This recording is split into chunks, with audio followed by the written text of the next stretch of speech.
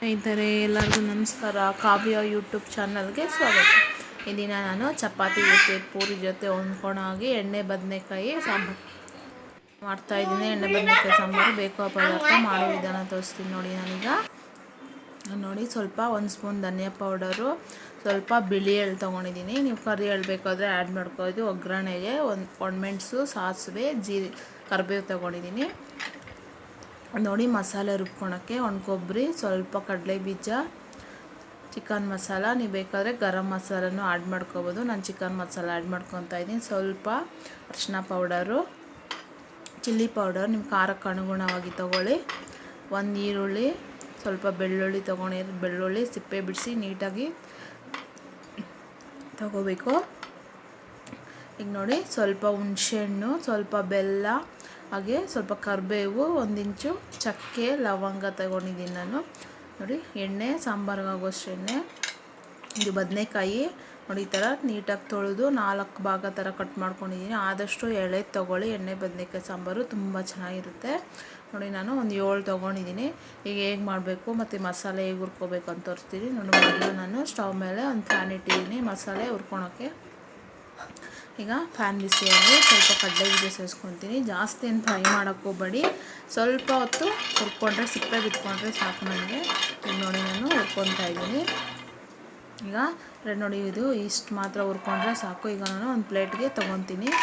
ಈಗ ಅದೇ ಫ್ಯಾನಲ್ಲಿ ಸ್ವಲ್ಪ ಎಳ್ಳು ತೊಗೊಂಡಿದ್ದಲ್ಲ ಅದನ್ನು ಹುರ್ಕೋಬೇಕು. ಎಣ್ಣೆ ಹಾಕ್ದಿರೇ ಹುರ್ಕೋಬೇಕು. ಈಗ ಚಿಟಪಟ ಅಂದರೆ ಸಾಕು, ಜಾಸ್ತಿ ಹುರಿಯೋಕ್ಕೆ ಹೋಗ್ಬಿಟ್ರೆ ಬ್ಲ್ಯಾಕ್ ಆಗಿಬಿಡುತ್ತೆ. ಸುಮ್ಮನೆ ಹಂಗೆ ಬಿಸಿ ಮಾಡಿಕೊಂಡ್ರೆ ಸಾಕು. ಈಗ ನಾನು ಇದನ್ನು ಒಂದು ಪ್ಲೇಟ್ಗೆ ಸೇರಿಸ್ಕೊತೀನಿ. ಅದೇ ಫ್ಯಾನಲ್ಲಿ ಕೊಬ್ಬರಿ ತೊಗೊಂಡಿದ್ರಲ್ಲ ಅದನ್ನು ಸೇರಿಸ್ಕೊತೀನಿ. ನಿಮಗೆ ಹಸಿ ಕೊಬ್ಬರಿ ಬೇಕಾದರೂ ಆ್ಯಡ್ ಮಾಡ್ಕೋಬೋದು, ಆದರೆ ಅಷ್ಟು ಟೇಸ್ಟ್ ಇರೋಲ್ಲ. ನಾನು ನೋಡಿ ಕೊಬ್ಬರಿ ಆ್ಯಡ್ ಮಾಡ್ಕೊತಾ ಇದ್ದೀನಿ. ಕೊಬ್ಬರಿ ಹಾಕೋದ್ರಿಂದ 2 ದಿನ ಇಟ್ಟರೂ ಕೆಡಲ್ಲ ಈ ಎಣ್ಣೆ ಬದನೆಕಾಯಿ. ಈಗ ನಾನು ಅದೇ ಎಣ್ಣೆ ಬದನೆಕಾಯಿಗೆ ಅದೇ ಫ್ಯಾನಲ್ಲಿ ಈಗ ಕಡಲೆ ಬೀಜದೆಲ್ಲ ಹುರ್ಕೊಂಡಲ್ಲ ಅದೇ ಫ್ಯಾನಲ್ಲಿ ಸ್ವಲ್ಪ ಎಣ್ಣೆ ಸೇರಿಸ್ಕೊತೀನಿ. ಎಣ್ಣೆ ಬಿಸಿ ಆಗಲಿ. ಎಣ್ಣೆ ಬಿಸಿ ಆದಮೇಲೆ ಈರುಳ್ಳಿನ ಫ್ರೈ ಮಾಡ್ಕೊಳ್ಳೋಣ. ಈಗ ನೋಡಿ ಎಣ್ಣೆ ಬಿಸಿಯಾಗಿದೆ. ಈಗ ನಾನು ಈರುಳ್ಳಿ ಸೇರಿಸ್ಕೊತಾ ಇದ್ದೀನಿ. ಈರುಳ್ಳಿ, ಬೆಳ್ಳುಳ್ಳಿ ಸೇರಿಸ್ಕೊಂಡು ಹುರ್ಕೊತಾ ಇದ್ದೀನಿ. ಜಾಸ್ತಿ ಏನು ಹುರಿಯೋಕ್ಕೆ ಹೋಗ್ಬೇಡಿ, ಸುಮ್ಮನೆ ಹಂಗೆ ಹುರ್ಕೊಳ್ಳಿ. ಈ ಥರ ಹುರಿದು ಮಾಡೋದ್ರಿಂದ ಟೇಸ್ಟು ತುಂಬ ಚೆನ್ನಾಗಿರುತ್ತೆ. ಈಗ ನಾನು ಕರಿಬೇವು ಮತ್ತು ಶುಂಠಿ, ಚಕ್ಕೆ, ಲವಂಗ ತೊಗೊಂಡಿದ್ದಲ್ಲ ಅದನ್ನು ಆ್ಯಡ್ ಮಾಡ್ಕೊತೀನಿ. ಈಗ ಅದನ್ನು ಸ್ವಲ್ಪ ಹೊತ್ತು ಹುರ್ಕೊತೀನಿ ನೋಡಿ. ಬೆಳ್ಳುಳ್ಳಿ ಹಾಗೆ ಹುರ್ಕೊತಾ ಇದ್ದೀನಿ.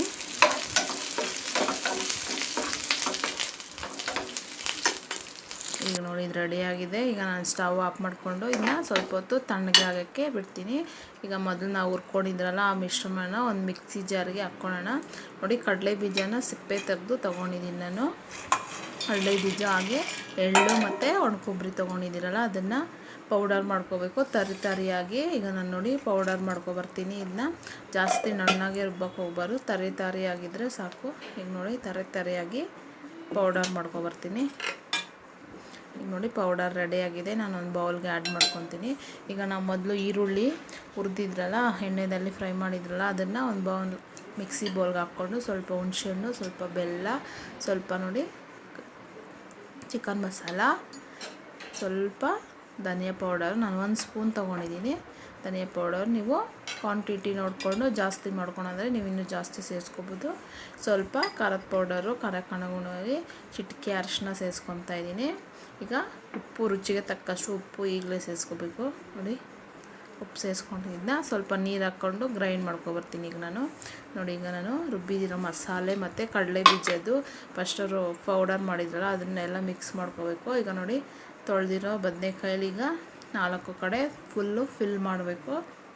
ಈಗ ನೋಡಿ ನಾನು ಮಸಾಲೆ ಇಷ್ಟೊಂದು ಮಿಕ್ಕಿದೆ. ಈಗ ನಾನು 7 ಬದನೆಕಾಯಿ ತೊಗೊಂಡಿದ್ನಲ್ಲ ನೋಡಿ ಎಲ್ಲದಕ್ಕೂ ಫಿಲ್ ಮಾಡಿದ್ದೀನಿ. ಈಗ ನೋಡಿ ಈ ಥರ ಪೂರ್ತಿಯಾಗಿ ಫಿಲ್ ಮಾಡಬೇಕು. ಈಗ ನಾನು ಒಂದು ಬಾಣಲೆ ಇಟ್ಟಿದ್ದೀನಿ ನೋಡಿ. ಬಾಣಲೆ ಬಿಸಿ ಆಗಲಿ. ಬಾಣಲೆ ಬಿಸಿ ಆಗ್ತಾಯಿದೆ. ಈಗ ಸ್ವಲ್ಪ ಎಣ್ಣೆ ಸೇರಿಸ್ಕೊತೀನಿ. ಎಣ್ಣೆ ಕಾಯಲಿ. ಎಣ್ಣೆ ಕಾದ್ಮೇಲೆ ನಾವು ಒಗ್ಗರಣೆ ಹಾಕ್ಕೊಳ್ಳೋಣ. ಸಾಸಿವೆ ಮತ್ತು ಒಣಮೆಣಸು, ಕರಿಬೇವು ಸೇರಿಸ್ಕೊತೀನಿ ನಾನೀಗ ನೋಡಿ. ಸಾಸಿವೆ ಚಿಟಪಟ ಅನ್ನಲಿ ನೋಡಿ. ಸಾಸಿವೆ ಸಿಡಿತಾ ಇದೆ. ಈಗ ಕರಿಬೇವು ಮತ್ತು ಒಣಮೆಣಸು ಸೇರಿಸ್ಕೊತಾ ಇದ್ದೀನಿ.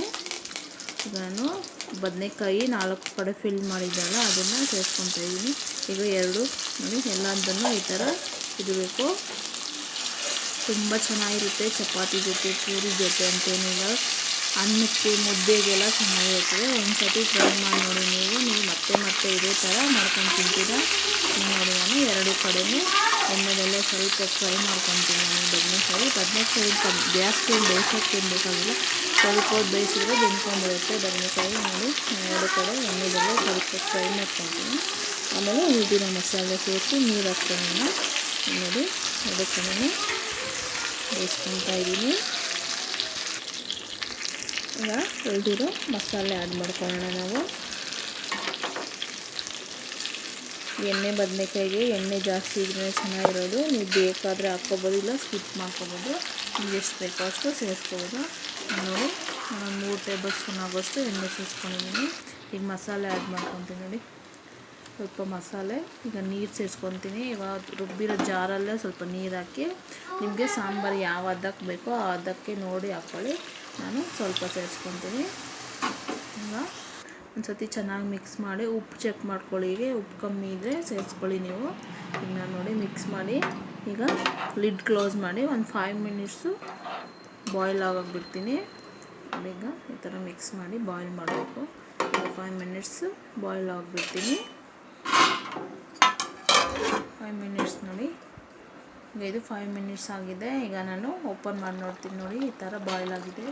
ಈಗ ಇನ್ನೊಂದು ಸರ್ತಿ ಈ ಥರ ಮಿಕ್ಸ್ ಮಾಡಿ ಮಸಾಲೆ ಎಲ್ಲ ಹೊಂದ್ಕೊಂಡು ಹಾಗೆ ಮಿಕ್ಸ್ ಮಾಡಿಕೊಂಡು ಮತ್ತೆ ಒಂದು 2 ಮಿನಿಟ್ಸು ಬಾಯ್ಲ್ ಆಗೋಕ್ಕೆ ಬಿಡ್ತೀನಿ.